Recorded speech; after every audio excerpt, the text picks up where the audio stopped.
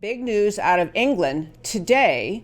Boris Johnson was able to announce that the UK has completed all of the steps necessary, all of the legal hurdles for the UK to withdraw its membership in the European Union. The official date of the withdrawal is January 31st. It's the end of this month.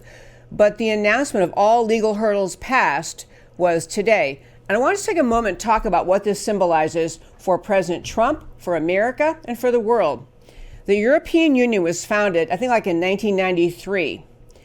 This was the beginning of the mindset that was growing and growing inside the UN and inside the kind of elite world leaders that countries would be better off, and the European Union member countries would be better off to abandon their individual sovereign identity and to instead come together as part of the European Union. Now, the countries did not officially dissolve their own governments, but they surrendered their sovereign authority, their identity, their trade deals. They surrendered their right to rule themselves to the European Union. And there were arguments about each of the countries in Europe is small, and to compete in a world market, there were great reasons with respect to trade, economics, maybe other things that would drive them to think they'd be a bigger player in the world scene if they banded together as the European Union.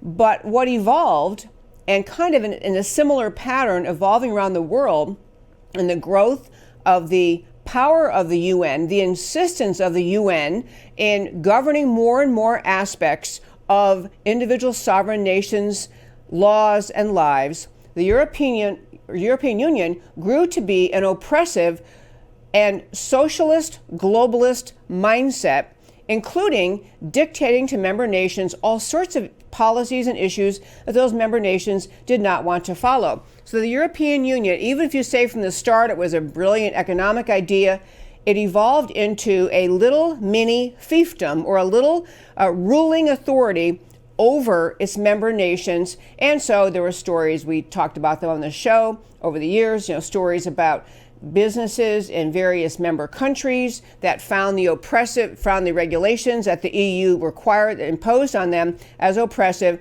And the UK especially found many of the European Union, and it became almost like nanny state, but nanny state sounds too soft or too gentle a criticism. It became globalist in mindset, it became socialist in mindset, and it was very dictatorial toward member nations. So the UK became unhappy in its membership with the European Union, and people in the UK drove the vote, eventually brought about the vote, and it was like in June 23rd, 2016, where the citizens of the UK voted to leave. That was the big referendum. June of 2016, you could vote leave the European Union or remain in the European Union. And the leave voters won. The majority of voters said, we want to get the UK back out of the European Union.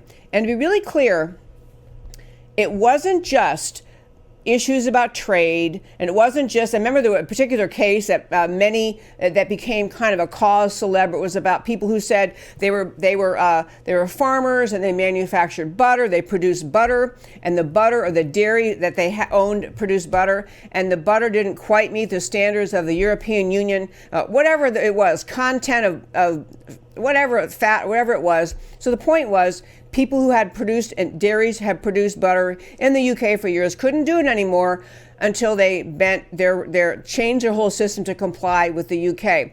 But there was also a spirit within the UK that said, we, the sovereign people with our identity as a nation, we want to decide our refugee policy.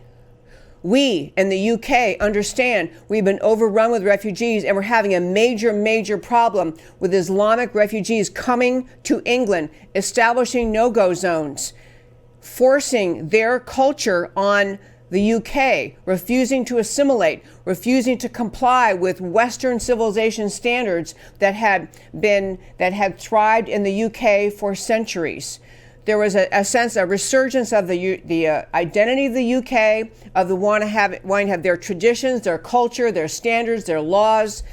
be applicable again without the heavy hand of the EU. So the people in the UK had this vote, June of 2016, and we are now in January of 2020, and only now at the end of this month did the voters of the UK finally achieve getting that vote brought to fruition. You had opposition from globalists, leftists, socialists, UN types, the big government advocates around the world, the American left, the left, and all throughout Europe, the leftist governments all throughout Europe, all of those entities weighing in on, arguing against the vote of the people of the UK. So you had those mindsets determined to say to the people of UK, we don't really care what you want your country to be. We don't really care what you think your country is. We know better for you, and we're going to stop you. And then you had the legal battles that went on. These are within the government of the UK. These are the legal battles that went on within between the two political parties, or more than two political parties, the two prominent political parties within Parliament. You had the royal family, you had the Prime Minister, everybody involved in this 4-year-long or 3.5-year-long battle to put in place the will of the people of the UK. So I celebrate today with them to celebrate the idea. All the hurdles are passed. The royal family has signed on. The parliament has no place to go. Everything left are just formalities. But I want to talk about this story as a launching point for today's show to say this. The mindset you saw in the people who fought against the voters of the UK, the opponents of this vote to Brexit, to bring about the British exit from the EU, that mindset is prevalent around the world. It's prevalent in America, and it is what we face in the elections of 2020, and frankly, for many years to come. There are simply people in this world, leftists, radical leftists, globalists, socialists, who reject the idea that the identity of an individual country matters, that sovereignty of an individual nation matters. The 2020 elections will be again replaying many of the issues in the 2016 election in America. The idea of Donald Trump bringing forth the resurgence of the identity of America, the purpose of America, the place of America, the right of Americans to make policy based on their own people's needs and desires and to keep America strong.